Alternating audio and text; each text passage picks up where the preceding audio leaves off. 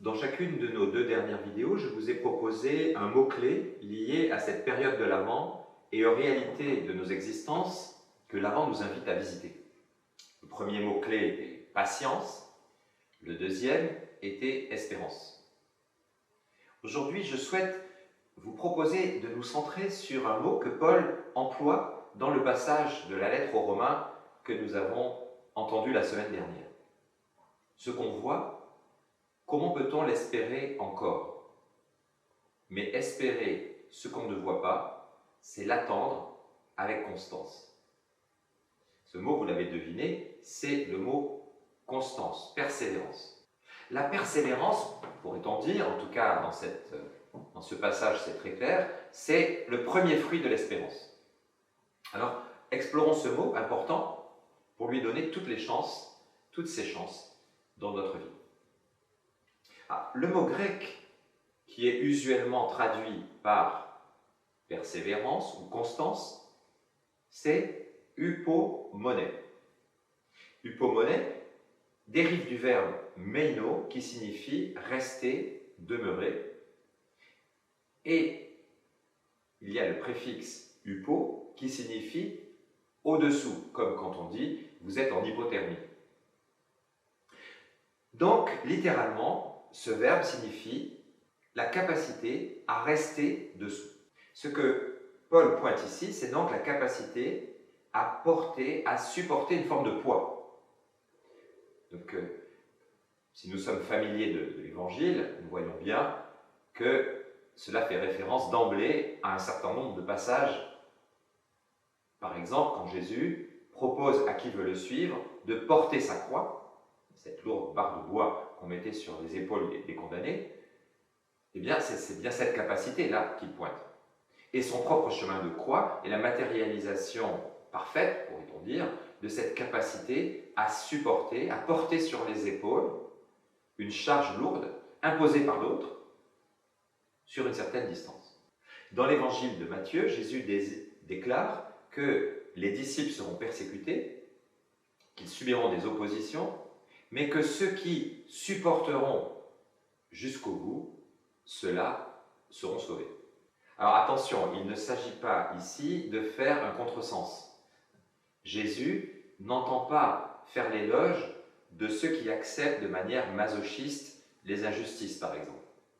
Lui-même montre l'exemple d'une personne qui se lève avec force contre les injustices. La persévérance, l'endurance dont il est question ici, c'est en fait la capacité à affronter sans se dérober l'adversité et l'attente qui creuse le manque. Attendre avec persévérance.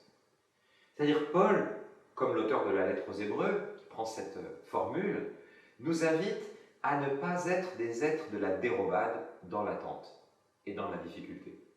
Être tenace avec le secours de Dieu par la force de Dieu.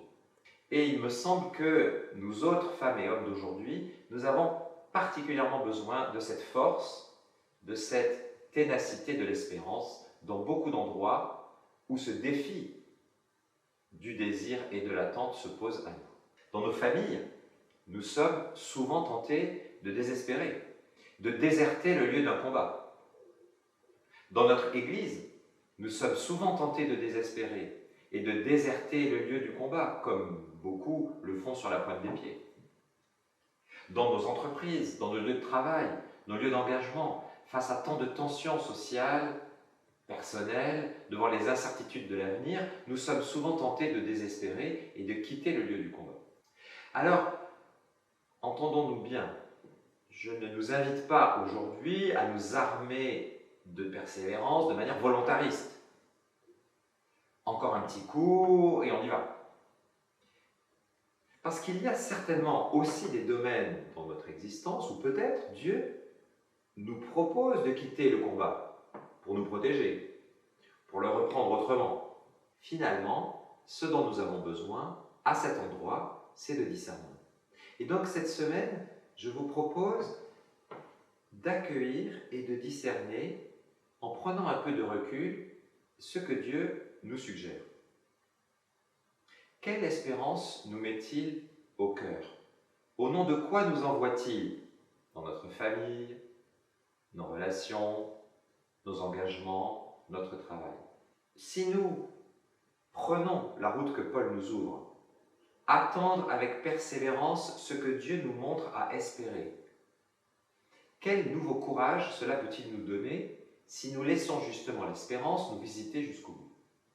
Et donc, cette semaine, je vous propose de laisser venir à vous tous ces lieux où peut-être votre patience, votre espérance, votre persévérance sont mises à rude épreuve aujourd'hui. Pas, encore une fois, pour en remettre un coup, allez, c'est reparti. Mais d'abord pour demander la grâce de discerner entre ce qui peut être une occasion de dérobade, une tentation de dérobade, et ce qui pourrait être un sain réflexe de retrait. En fait, la question est: quel combat est celui de Dieu en moi? Le combat que Dieu m'invite à mener parce qu'il est le sien d'abord.